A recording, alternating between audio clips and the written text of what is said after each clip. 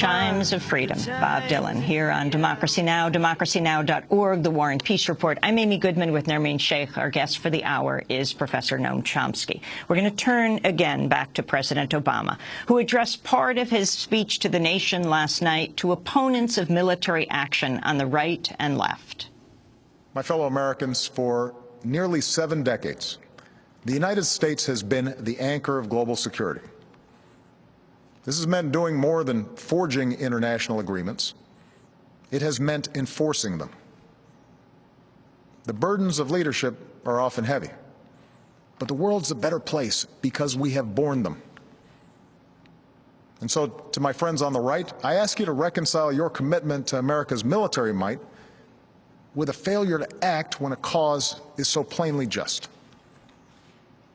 To my friends on the left, I ask you to reconcile your belief in freedom and dignity for all people with those images of children writhing in pain and going still on a cold hospital floor. For sometimes resolutions and statements of condemnation are simply not enough. Indeed, I'd ask every member of Congress and those of you watching at home tonight to view those videos of the attack and then ask, what kind of world will we live in if the United States of America sees a dictator brazenly violate international law with poison gas, and we choose to look the other way? That was President Obama addressing the nation last night. Professor Noam Chomsky, your response to his description of those who oppose military strike against Syria for a chemical weapons attack? Well, once again, what's particularly interesting is what he didn't say. So, yes, good idea to look at the videos of the gas attack in Syria, but then we could also look at the photos of deformed fetuses in Saigon hospitals, still appearing decades after John F. Kennedy launched a major chemical warfare attack against South Vietnam, 1961, dousing the country with poisonous dioxin-laced Agent Orange. Dioxin's one of the major carcinogens. The attack was aimed at food crops in an effort and ground cover, part of a general assault against the country. A huge number of atrocities, millions of people killed. The effects of chemical warfare are felt until today, partially by American soldiers too. Or we could look at the photos of other deformed fetuses coming regularly in Fallujah, attacked by U.S. Marines in November 2004, killing several thousand people, destroying much of the town, using weapons which of unknown character, but which left radiation levels that epidemiologists have estimated are comparable to Hiroshima, and the effects of that on high cancer rates, on deformed fetuses, on children devastated by horrifying deformities that we could look at too. Those are the ways in which the U.S. has been the anchor for global security for 7 decades. Can run through the record if there were time, but everyone should know it. These, of course, that's not said. The idea that the U.S. has introduced and imposed principles of international law, that's hardly even a joke. The United States has even gone so far as to veto Security Council resolutions calling on all states to observe international law. That was in the 1980s under Reagan. No state was mentioned, but it was evident that the intention was to request the United States to observe international law after it had rejected a World Court judgment condemning it for what was called unlawful use of force. It means international terrorism against Nicaragua. In fact, the U.S. has been a rogue state, the leading rogue state, radically violating international law, refusing to accept international conventions, there's hardly any international conventions that the U.S. has accepted, and those few that it has accepted are conditioned so as to be inapplicable to the United States. That's true even of the Genocide Convention. The United States is self-authorized to commit genocide. In fact, that was accepted by the International Court of Justice. In the case of Yugoslavia versus NATO, one of the charges was genocide. The U.S. appealed to the court, saying that by law the United States is immune to the charge of genocide, self-immunized, and the court accepted that, so the case proceeded against the other NATO powers, but not against the United States. In fact, the United States, when it joined the World Court, it helped introduce the modern World Court in 1946 and joined the World Court, but with a reservation. The reservation is that international agreements, laws do not apply to the United States. So the UN Charter, the Charter of the Organization of American States, the U.S. is immune to their, self-immunized to their requirements against the threat and use of force, intervention, and so on. It's kind of astonishing. I mean, by now it's hard to be astonished, but it should be astonishing that a president of the United States, who is furthermore a constitutional lawyer or a graduate of Harvard Law School, can say things like this in the full knowledge that the facts are exactly the opposite, radically the opposite. And there are millions and millions of victims who can testify to that. Right today happens to be an important date, the 40th anniversary of the overthrow of the parliamentary democracy of Chile with substantial U.S. aid, because we insisted on having a vicious dictatorship, which became a major international terror center with our support, rather than allowing a democratic socialist government. Well, these are some of the realities of the world. The picture that the president presented doesn't even merit the name fairy tale. Well, Professor Noam Chomsky, why do you think that the U.S. So quickly started to push for military strikes? And what do you think the U.S. or the international community should do to deal with this alleged use of chemical weapons in Syria? What do you think the appropriate response would be? The appropriate response would be to call for imposing the Chemical Weapons Convention in the Middle East, in fact beyond, but we'll keep to the Middle East, which would mean that any country that is in violation of that convention, whether it has accepted it or not, would be compelled to eliminate its chemical weapons stores. Just maintaining those stores, producing chemical weapons, all of that's in violation of the convention. And now's a perfect opportunity to do that. Of course, that would require that U.S. ally Israel give up its chemical weapons and permit international inspections. Incidentally, this should extend to nuclear weapons as well. The further step would be to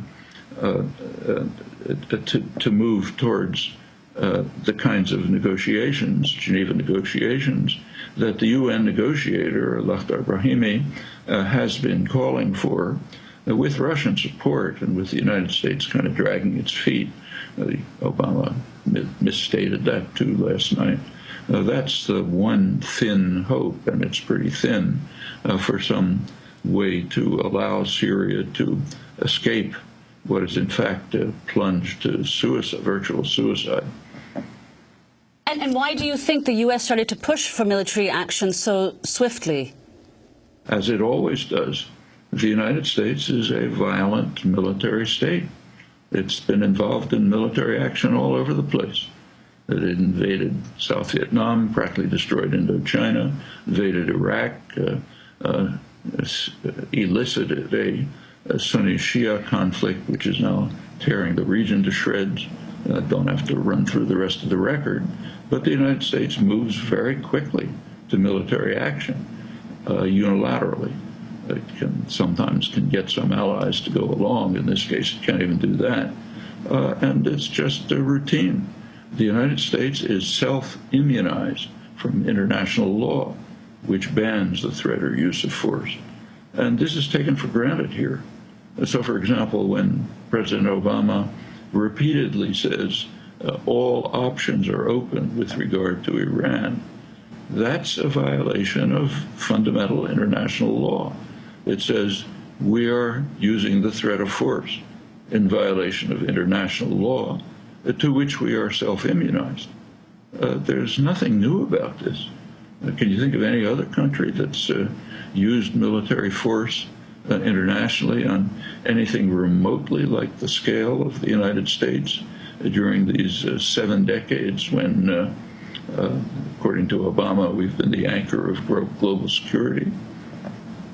Well, Noam Chomsky, supporters of the U.S. plan say that the only reason that Assad agreed to hand over or relinquish control over chemical weapons was because of the threat of military force, of U.S. military force. And what interest does the U.S. have in striking Syria militarily? The first comment is correct. The threat and use of force can be effective. So, for example, Russia was able to control Eastern Europe for 50 years with the threat and occasional use of force. Hitler was able to take over Czechoslovakia with the threat of force. Yes, it often works, no doubt. That's one of the reasons it's banned under international law. The reason, the pretexts for imposing, for carrying out a forceful act have generally declined to the point that even the British government hasn't accepted them. Congress is apparently going to reject them. And the United States, the government resorted to what is usually the last resort when everything else fails, saying our credibility is at stake. That's correct. U.S. credibility is at stake. Obama issued an edict, and it has to be enforced. That's a familiar doctrine. It's one of the leading doctrines of world affairs. Credibility of powerful, violent states must be maintained. It's occasionally called the mafia doctrine. It's essentially the doctrine by which the Godfather rules his domains within the mafia system. That's one of the leading principles of world order. Credibility has to be maintained. That has many variants. Sometimes it's called the domino theory. If we don't impose our will here, the dominoes will start to fall. Others will begin to be disobedient. In the case of Chile 40 years ago, go back to that, what Latin Americans call the first 9/11, Henry Kissinger explained that Chile under Allende, he said, is a virus that might spread contagion elsewhere, all the way to southern Europe. He wasn't saying that Chilean troops were going to land in Rome. He was concerned, rightly, that the model of peaceful parliamentary democracy might spread, in which case the contagion would spread beyond and the U.S. system of domination would erode. Just earlier on the program, you had an interview with Saul Landau, the late Saul Landau, with regard to Chile, and exactly the same doctrine applies there. The U.S. carried out, invaded Cuba, the Pigs invasion. When that failed, Kennedy launched an enormous terrorist campaign, murderous terrorist campaign. The goal was to bring the terrors of the earth to Cuba, as Arthur Schlesinger described it. Kennedy's advisor, Latin American advisor, was in the hands of Robert Kennedy, and it was no joke. It was very serious. Now, that's been followed by 50 years of economic warfare, very harsh economic warfare, all unilateral. The world is overwhelmingly opposed to it, but it doesn't matter. We As a rogue state, we do what we like, and the reasons are explicit in the internal record. The reasons, you go back to the early 60s, the internal government record explains that Castro is guilty of what they called successful defiance of U.S. Principles going back to the Monroe Doctrine, 1823. And no Russians, just the Monroe Doctrine, which established in principle our right to dominate the hemisphere. The U.S. wasn't powerful enough to do it then, but that was the principle. And Castro is carrying out successful defiance of that principle. Therefore, Cuba must be subjected to massive terrorism, economic warfare, and strangulation. That's been going on for 50 years. Same principle, the mafia principle. The same was true in Vietnam. The primary motive for the Indochina wars, going back to the early 1950s, it was presented here as the domino theory. But what that meant was, if you read the internal records, that there was a fear, a justified fear, that successful independent development in Vietnam might spread through the region, might spread contagion through the region. Others would attempt the same path. Vietnam itself was of no great significance, but it might spread as far as Indonesia, which has rich resources, and there too there might be a move towards independent development, independent of U.S. domination. And it was even feared that that might bring in Japan.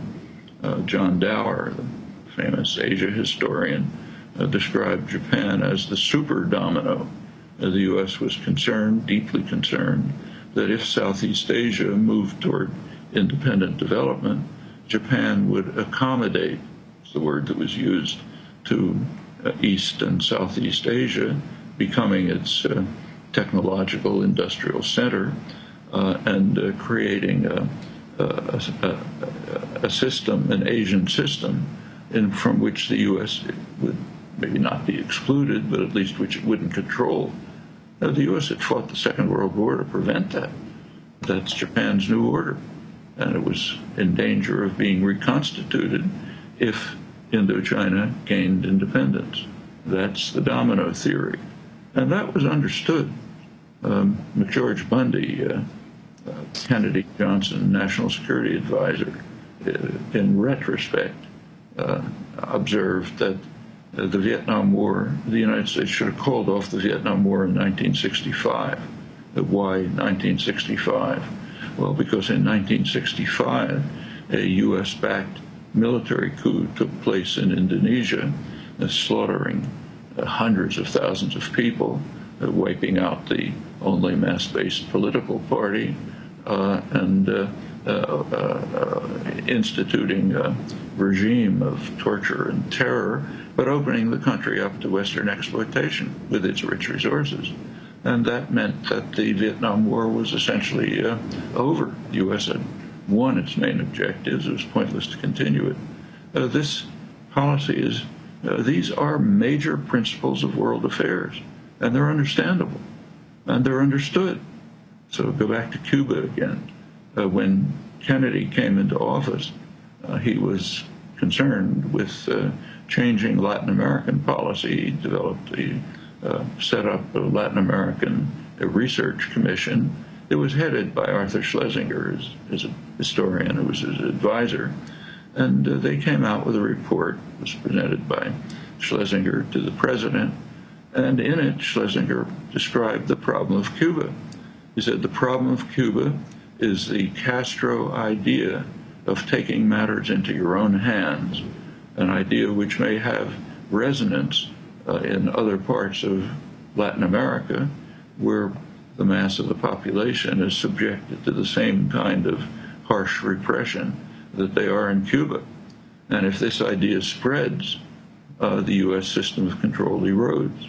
Well, going back to the Middle East, it's the same. No, we're going to go back to the Middle East just when we come back from break. We want to ask you about Syria and the larger Middle East context, particularly looking at Iran and looking at Israel. And, of course, as you point out, this is a major date in history 40 years ago today, September 11th, 1973, in Chile. Salvador Allende died in the palace as the Pinochet forces rose to power. And it is also the 12th anniversary of the September 11th attacks. This is Democracy Now! We'll be back in a moment.